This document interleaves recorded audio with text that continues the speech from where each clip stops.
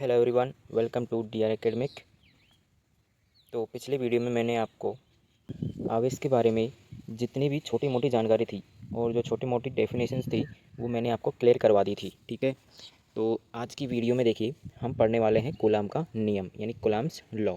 देखिए इस नियम में क्या है, इस नियम के अनुसार दो स्थिर बिंदु, ठीक है ना, दो स्थिर बिंदु आवेश, ठीक है, वो कौन कौन से हैं? एक तो हमारा Q1 है और एक Q2 है। ठीक है, इन दोनों के बीच लगने वाला वैद्युत बल, और वैद्युत बल मैंने आपको पिछले वीडियो में बताया था, वैद्युत बल आकर्षण या प्रतिकर्षण दोनों में से कोई सा भी हो सकता है। ठीक है, तो उन दोनों आवेशों के परिमाण, ठीक है ना, क्या परिमाणों का गुणनफल, उसके तो अनुक्रमानुपाती यानी कि समानुपाती जिसको हम बोल सकते हैं, तथा उनके बीच की दूरी, जो बीच की दूरी है वो क्या है हमारे पास r है। ठीक है, उसके वर्ग के व्युत्क्रमानुपाती होता है। ठीक है, क्या होता है? व्युत्क्रमानुपाती।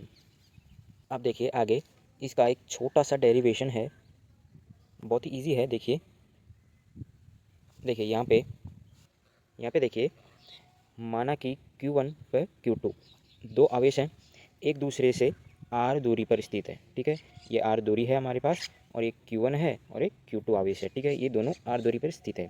तब इनके बीच लगने वाला वैद्युत बल, इन दोनों के बीच लगने वाला वैद्युत बल, जो कि मैंने आपको ऊपर ऊपर जो डेफिनेशन थी उसमें मैंने आपको बताया था कि दोनों आवेशों का गुणनफल तो इसके समानुपाती होगा, और जो इन दोनों के बीच की जो दूरी है इसका वर्ग, ठीक है, वो इसके क्या होगा?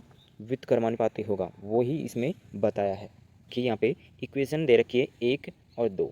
इससे आप समझ सकते हैं कि जो F है वो समानुपाती है Q1 Q2 के, यानी कि दोनों आवेशों का गुणनफल है उसके समानुपाती है कूलाम का नियम यानी F। ठीक है, और जो इन दोनों के बीच की जो दूरी है उसका वर्ग है, वो इस F के व्युत्क्रमानुपाती है। तो इन दोनों 1 और 2 समीकरण से हमने इसको लिखा है। ठीक है, तो देखिए यहाँ पे जब मैं ये समानुपाती का जो चिन्ह है इसको जब मैं हटाऊंगा तो यहाँ पे मेरे पास जो k है वो कांस्टेंट आ जाएगा। ठीक है, ये जो k कांस्टेंट है ना, ये है हमारे पास कूलामीय नियतांक। ठीक है, इसको हम कूलामीय नियतांक बोलते हैं। आगे देखिए यहाँ पे, आगे देखिए, वायु अथवा निर्वात के लिए जो k का मान है वो हमारे पास होगा 1/4 पाई एप्सिलॉन नॉट। ठीक है, और यहाँ पे जो एप्सिलॉन नॉट है वो है वायु या निर्वात की विद्युतशीलता। ठीक है, आगे देखिए यहाँ पे हमारे पास देखिए f की वैल्यू देखिए, यहाँ पे k का जो मान हमने ऊपर पढ़ा 1/4 पाई एप्सिलॉन नॉट, वो यहाँ पे पुट कर दिया है। ठीक है, और ये हमारा इक्वेशन 3 आ गया है। अब देखिए पुनः वायु अथवा निर्वात के लिए k का मान, k की वैल्यू याद कर लीजिए 9.0, या आप इसको बोल सकते हैं 9 × 10⁹ इसका मात्रक हो जाएगा newton into metre square upon coulomb square. ठीक है, ये इसका मात्रक हो जाएगा। इसीलिए F बराबर हो जाएगा 9 × 10⁹ Q1 Q2 upon R square. ठीक है, इसको हम इस तरीके से लिख सकते हैं।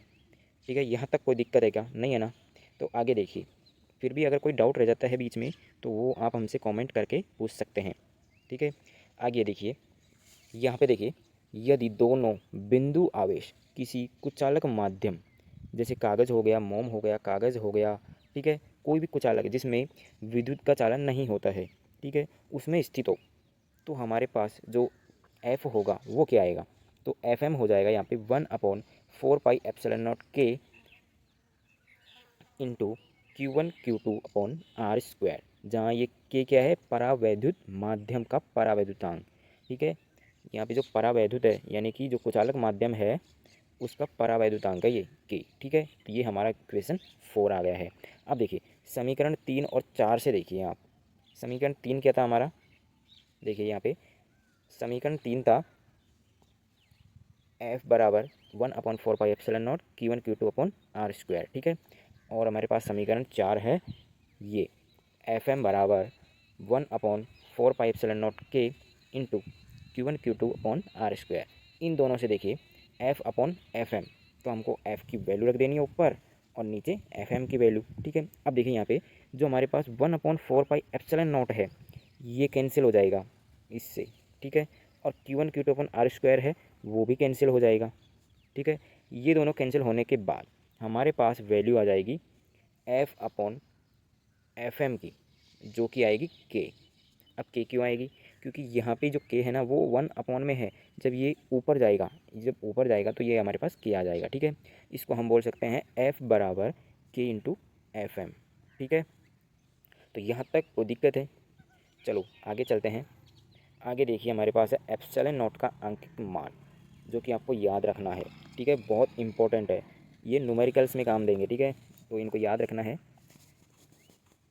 देखिए यहाँ पे एप्सिलॉन नॉट का आंकिक मान, देखिए इसका जो मान है वो होता है हमारे पास 8.85 गुणे 10⁻⁻12 कूलाम स्क्वायर बटे न्यूटन इंटू मीटर स्क्वायर। ठीक है, ये आपको याद रखना है। यहाँ तक कि इसका जो मात्रक है वो भी याद रखना है, क्योंकि छोटे छोटे क्वेश्चन हमसे एग्जाम में पूछे जाते हैं, उसमें इसका मान पूछ लिया जा सकता है। ठीक है, देखिए इसका विमीय सूत्र भी याद कर लीजिए एप्सिलॉन नॉट का, जो कि है एम इनवर्स L-3 T4A2। ठीक है, ये इसका विमीय सूत्र है। ये सब चीज़ें आप याद कर लीजिए अच्छे से, ये एग्ज़ाम में पूछी जाती है। आगे चलिए, आगे हमारे पास एक शानदार एक नोट है। देखिए एक नोट है जो कि आपका जो कंसेप्ट चल रहा है बल यानी फोर्स, उस पर डेडिकेटेड है। ठीक है, तो देखिए इसको हम पढ़ेंगे। माध्यम का परावैद्युतांक बढ़ने पर, वैद्युत बल कम होने लगता है। ठीक है, आगे नेक्स्ट है इसमें सेकंड नंबर, वैद्युत बल की प्रकृति आकर्षणात्मक अथवा प्रतिकर्षणात्मक होती है। ठीक है, ये हमने कल की क्लास में पढ़ लिया था कि जो बल होता है वो आकर्षण या प्रतिकर्षण कोई भी प्रकृति का हो सकता है। नेक्स्ट है थर्ड नंबर, यदि दोनों आवेशित कणों को परस्पर स्पर्श कराकर हटा लिया जाए। देखिए समझिए अच्छे से, दोनों आवेशित कणों को, जो आवेश है हमारे पास, ठीक है, दो कण लिए हैं, उनको आवेशित कण बोला है। तो उनको जब परस्पर स्पर्श करा लिया जाता है यानी कि रगड़ा जाता है, ठीक है, तो दोनों पर आवेश की मात्रा समान हो जाती है। ठीक है, इस बात को ध्यान रखना। यहाँ पे दिया हुआ है Q1 बराबर Q2, ये हो गया Q1 + Q2/2, ये इसका एवरेज निकाला है भाई। ठीक है, क्या निकाला है? एवरेज।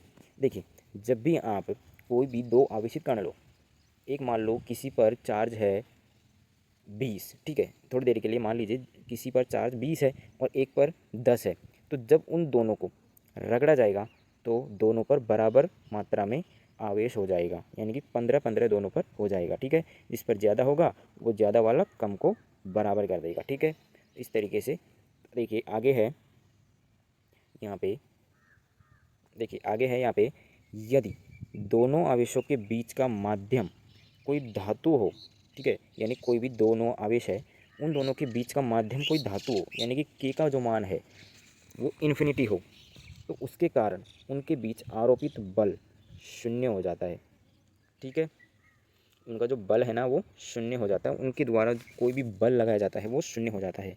ठीक है, नेक्स्ट है फिफ्थ नंबर, F बराबर 1/4πε0 के इंटू Q1 Q2/r² में एप्सिलॉन नॉट के स्थान पर एप्सिलॉन भी लिख सकते हैं। ठीक है, यहाँ एप्सिलॉन नॉट, जो हमारे पास एप्सिलॉन नॉट के था, उसके स्थान पर एप्सिलॉन लिख सकते हैं, यानी कि जो एप्सिलॉन है वो परावैद्युत की विद्युतशीलता है। क्या है? परावैद्युत की विद्युतशीलता। इस प्रकार के का मान जो हो जाएगा वो एप्सिलॉन/एप्सिलॉन नॉट हो जाएगा। ठीक है, तो आज की क्लास में बस इतना ही। नेक्स्ट जो टॉपिक होगा वो हमारा होगा बलों के अध्यारोपण का सिद्धांत। ठीक है, बलों के अध्यारोपण का सिद्धांत। तो मिस मत करना वीडियो को, इसके लिए आप हमारे चैनल को सब्सक्राइब कर लीजिए, और वीडियो अच्छा लगा हो तो लाइक, शेयर और एक अच्छा सा कमेंट ज़रूर कीजिएगा। Thank you.